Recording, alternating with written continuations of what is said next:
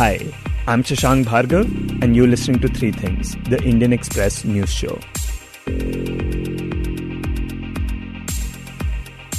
On Tuesday, a 5-judge constitution bench headed by the Chief Justice of India, D.Y. Chandrachud, unanimously declined to recognize same-sex marriages.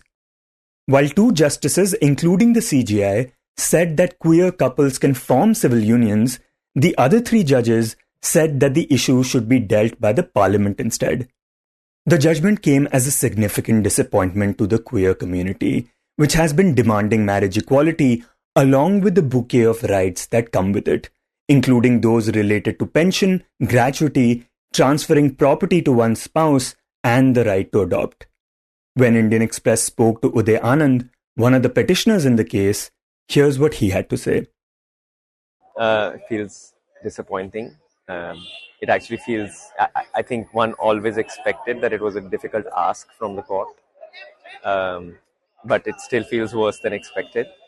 The court has now conclusively said that, look, this is not the forum for this discussion, that this has to be decided in the playground of democracy. And, we thought we had to convince 5 judges of the Supreme Court, and now we have to convince 1 billion plus people that we deserve a life of dignity and we deserve our rights. Shortly after the verdict, we also heard from advocate Karuna Nandi, who argued from the petitioner's side, and she talked about how the burden has now shifted to the legislature and what the state governments can do to address some of the concerns of the queer community. There were some opportunities today, I believe, that have been pushed off to the legislatures, and the central government has made their stand clear with regard to marriage. We hope that their committee will ensure that civil unions are recognized and that the concomitants of marriage are then brought in to law, at least with regard to civil unions. But I will also say that the Congress and other governments in power in the states have many opportunities to bring into law the recognition of rights and the recognition, for example, of a partner's right to make medical decisions, because they can legislate on health, they can look at employment non-discrimination, they can look at, there's a lot that can be done. And if it is the legislature's responsibility, when the opposition parties speak, those that are in power in the state governments, let us not hear mere condemnation or any detraction from anyone else's position. Let us see affirmative work to protect the rights of all citizens. Meanwhile, author and activist Sharif Rangnikar pointed out that while the court talked about dignity, love and choice, it was disappointing that the community has now been left in the hands of a government committee. With no timeline stated as to when this committee should meet, how often it should meet, what are the parameters under which it should, what is the combination, how soon should they deliver. That kind of vagary leaves us, sort of nowhere.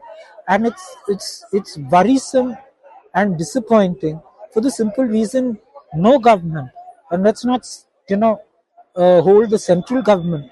We know the bureaucratic processes that we have in this country. We've seen in the case of Nalsa that it took years for the Nalsa judgment of the Supreme Court to be acted on. Now in this episode, we are taking a break from our usual programming and focusing on this verdict alone. And to analyze it, we are now joined by Indian Express's Apurva Vishwanath, who writes on law for the paper. Apurva, the Supreme Court began hearing these petitions back in April. And one of the things that the petitioners had argued was that under the Constitution, everyone has a right to marry the person they choose. And they had identified that right under the right to privacy, which is a fundamental right. So tell us, what did the Supreme Court bench said regarding this? So, Shashank, this is one of those instances where you get the answer depending on what kind of a question you ask. So the court asks itself this question on whether there is a fundamental right to marry. And if the right to marry is a fundamental right, and the court recognizes that, then that would cast an obligation on the state to facilitate the exercise of this right. So in order to say whether same-sex marriages should be allowed or not, the court puts this question on the forefront, that is the right to marry a fundamental right which cannot be denied. And here, again, when you read many of the rulings, you can say when the judges have come to a conclusion and then sort of go backwards to fix the reasoning. This appears to be one of those cases where all 5 judges unanimously agreed that there is no fundamental right to marriage. But there have been cases earlier involving heterosexual couples, like, for example, Shafi Jahan's case, right, where the NIA was probing a love jihad angle in Kerala. In that case, the Supreme Court did say there is a fundamental right to marry. That was a case of an interfaith marriage where the woman converted to Islam to get married. That was a 3-judge bench, nonetheless, a Supreme Court ruling talking about the right to marry. In the Navteej Johar ruling in 2017, where Section 377 was read down and, that landmark judgment, the court emphatically talks about the right to choose one's own partner. Here, in this case, it seemed like flowing from all of those, the court would recognize the right to marry as a fundamental right. But what the court does is look at it from this narrow lens and say that those rulings have to be looked at only in that particular context. And broadly, there is no fundamental right to marry because the state here, even the minority view, that is Justice Chandrachud and Justice Kaul, they say that it's not that marriage is an inherent right. The state regulates this, of course, and marriage becomes very important because of, the benefits that come with it, and not that in itself is very important. So basically, they're saying that the rights that come with marriage are more important than the institute of marriage. Yes, the marriage itself is not such a big deal, but that is not central to human existence like other fundamental rights are. But it is the rights that come with the marriage. But even in that case, right, if that is what marriage achieves, then how did it not become central to human existence? So yesterday's ruling, which makes a difference between the right to choose one's own partner versus and the right to marry, that differentiation, it's sort of very grey, and the court doesn't really talk about how those two things are very, very different. Right, and Apurva, the other major aspect in recognizing same-sex marriage was to interpret the Special Marriage Act as gender neutral and also not allowing the state to regulate marriages as much. Did the bench have a differing view on this aspect as well? So here again, even from the hearings, you saw that the petitioners had sort of tied themselves up in knots when it came to understanding how the Special Marriage Act could be reinterpreted. And there were 2 prayers that the petitioners had sought. One was to read man and woman in the legislation as, spouse and make it gender neutral. But again, a series of questions from the bench and even what the Solicitor General Tushar Mehta argued showed that even that interpretation could have other ramifications. The second option was to strike down that law, which is restrictive. Here, both the majority view and the minority view agree that such a decision is not possible. But the reasons to arrive at that are different. But both essentially agree that interpreting the Special Marriage Act or tweaking the Special Marriage Act is not the solution. Because, we have to exercise judicial restraint and the court cannot get into the domain of what Parliament has to do. And there was also talk about just recognizing these civil unions as legal, which is kind of a halfway point before full marriage rights are given to queer couples. What was the reason that request was denied? So again, Shashank, we have to be clear that civil unions was not the chosen route, even for several of the petitioners who were arguing the case, right? If you look at the pleadings, many of them have clearly said that this halfway approach would actually send out a message that somehow queer couples are on a lesser pedestal. Their relationships are on a lesser pedestal than heterosexual couples. So it's not that there was some agreement on having civil unions as a halfway measure before they can get full marriage rights. What the petitioners sought was a declaration from the court that notwithstanding your sexuality, everybody has a right to marry. But the court, of course, the minority view says, because we cannot amend the Special Marriage Act, because we cannot say that there is a fundamental right to marry. So what they do go about to do is to recognize another fundamental right, which is the freedom to form associations.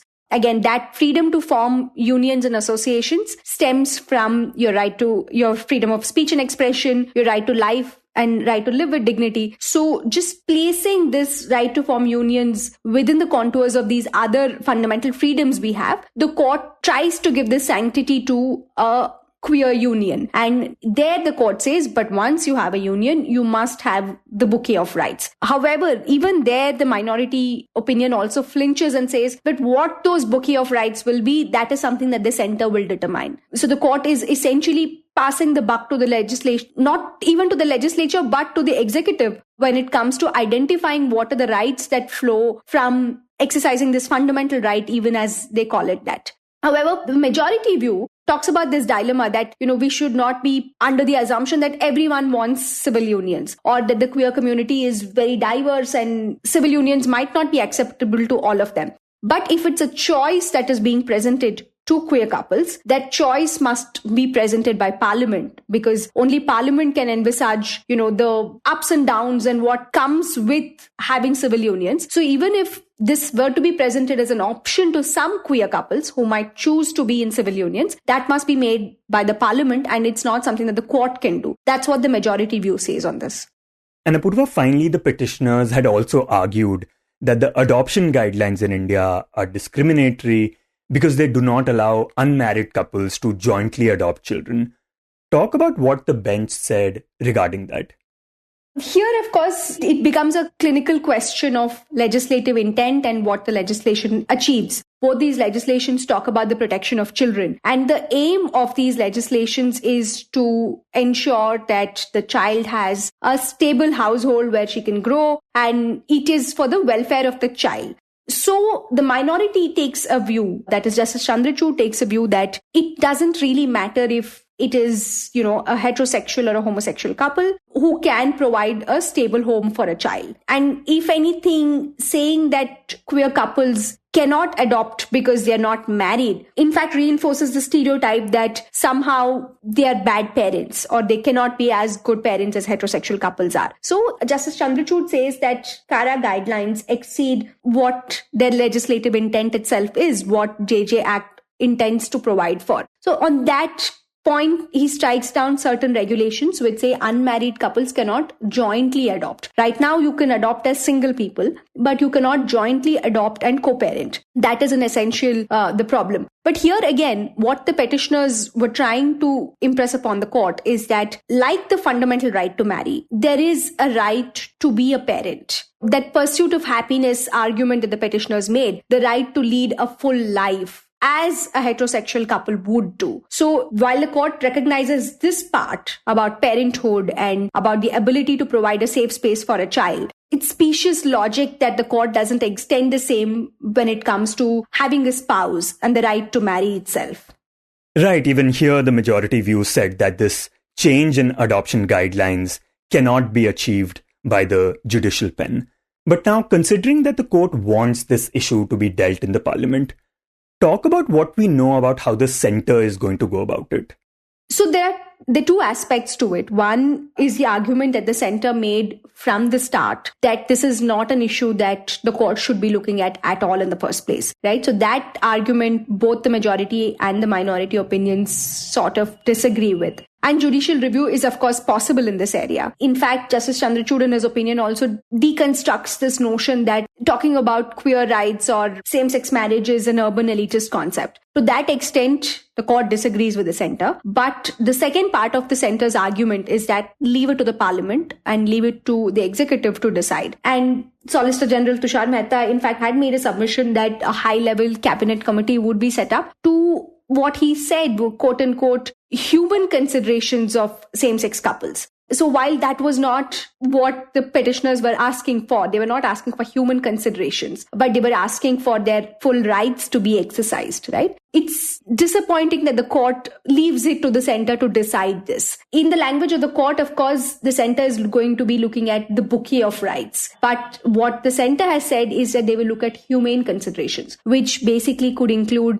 whether a same-sex partner can take medical decisions on behalf of the spouse, or whether they could be eligible for, say, compassionate appointments, or to be entitled to, say, compensation at the time of death, or things like that. Those are the humane aspects that the center talked about. But what the court intends, or what the court sort of talked about, is enabling rights. There is a dichotomy there, and that dissonance is again something that the court doesn't address. And Apurva, the fact that the court did not recognize marriage as a fundamental right and essentially left it to the executive also raises concerns about the extent to which the executive can determine who one can marry. But tell us, what are your larger takeaways from this verdict, especially considering that the court is clearly highlighting the extent to which it can actually take decisions in this matter?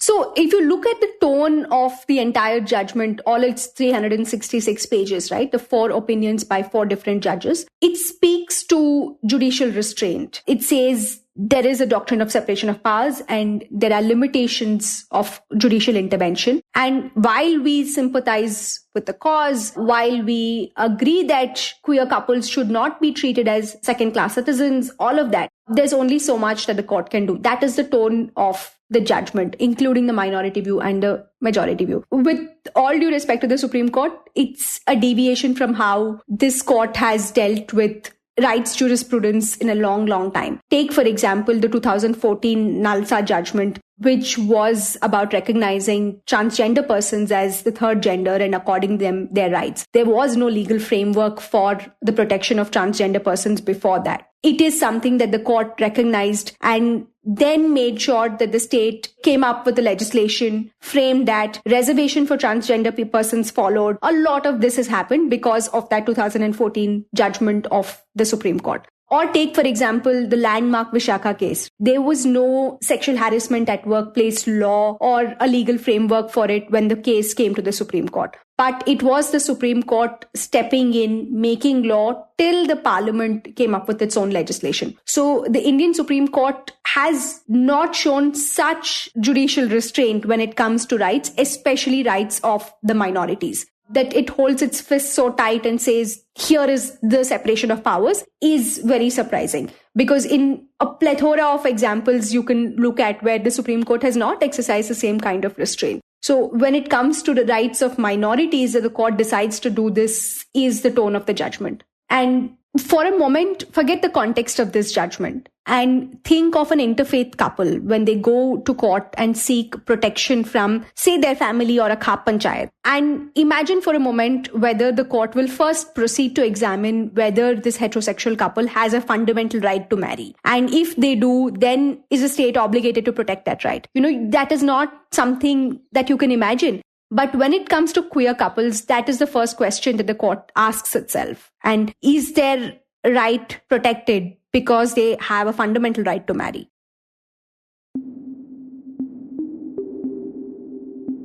Now, as we mentioned in the beginning, the judgment has come as a huge disappointment to the queer community, especially since a lot of them had been expecting the apex court to rule in the favor of the petitioners. Indian Express's Premankur Biswas has been speaking to the petitioners and queer activists across the country since the verdict came out. He now joins us in this segment. Premankur, tell us, what have people been telling you about this verdict?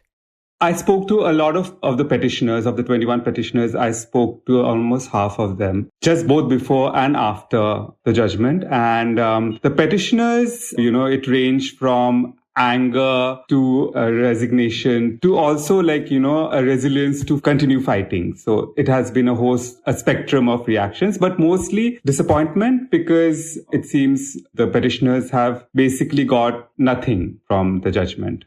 And do you think the disappointment also comes from the fact that the top court has been pushing the envelope regarding these issues and considering its 377 judgment?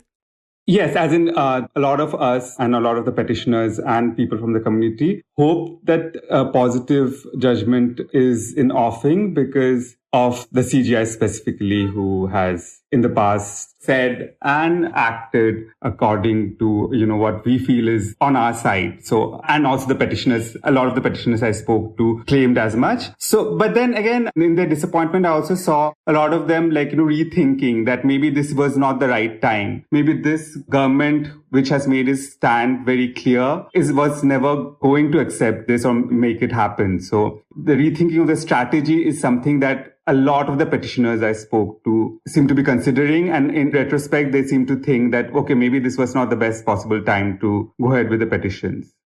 And Premankur, could you just tell our listeners of how different things would have been had the court ruled otherwise? Yeah, it would have changed a lot. I'll tell you about one of my favorite stories in this particular case is of these two petitioners, Bhavna and Kajal, who we have covered extensively through our stories. They are this runaway couple from Haryana, and they are in hiding from their family for the past 4 or 5 years. They have been shifting in and out of shelter homes, rented houses, and their family shows up, harasses them, and then they shift somewhere else again. These two would have had the conviction that they won't be separated had this happened. So they basically are living a life of criminals for no fault of theirs. So they would have had the freedom to meet their friends, tell their friends about their whereabouts, had this decision been in their favor. Right, and you had spoken to Kajal earlier, and she had talked about how the court ruling in the favor of the petitioners would mean to her. लोग सामने नहीं आ रहे इस reason से. अगर same sex marriage act आता है तो सबसे पहले तो कॉन्फिडेंस आएगा तो लोग सामने आएंगे और उन्हें पता, क्योंकि आज से 2 साल पहले या 3 साल पहले जब भी 377 नहीं भी हटा था, तब भी मेरे जैसे लोग कभी सोच के बैठते थे कि हाँ ऐसा हो सकता है क्या, हम अपनी मर्जी से जिंदगी अपनी चूज कर सकते हैं क्या, क्योंकि घर वालों ने तो अपनी मर्जी से शादी कर देनी है, बाद में तो एक दिन काटने वाली बात होती है. तो जैसे ही ये एक्ट आया, मैंने ज्यादा देर नहीं, मैंने 1 दिन की देर भी नहीं करी, मैंने तभी गूगल से सर्च किया कि कैसे हम एक साथ रह सकते हैं. तो ये जस्ट आप ये सोच सकते हो कि आने की देर से थी ये हटने की 377. तो जैसे ही हुआ हमने अप्लाई किया. तो ऐसे और भी बहुत लोग हैं, शहरों में भी हैं, गाँव में भी हैं, जो इस चीज का बस वेट ही कर रहे हैं कि जैसे ही कुछ होगा. जरूरी नहीं है कि वो मतलब इसी चीज में के लिए कि हाँ हम जैसे जो नॉर्मल लाइफ होती है वैसे ही उसे स्पेंड करें. तो जरूर बस ये सेम सेक्स मैरिज आएगा, कॉन्फिडेंस आएगा, राइट्स मिलेंगे, तो और भी ज्यादा जो जिन लोगों से हम छुपाते हैं या जिनसे बताने में अभी ये होता है हमें कि पता नहीं हम इन्हें बताएंगे तो क्या, कुछ लोग तो मजाक भी उड़ाते हैं ऑब्वियस.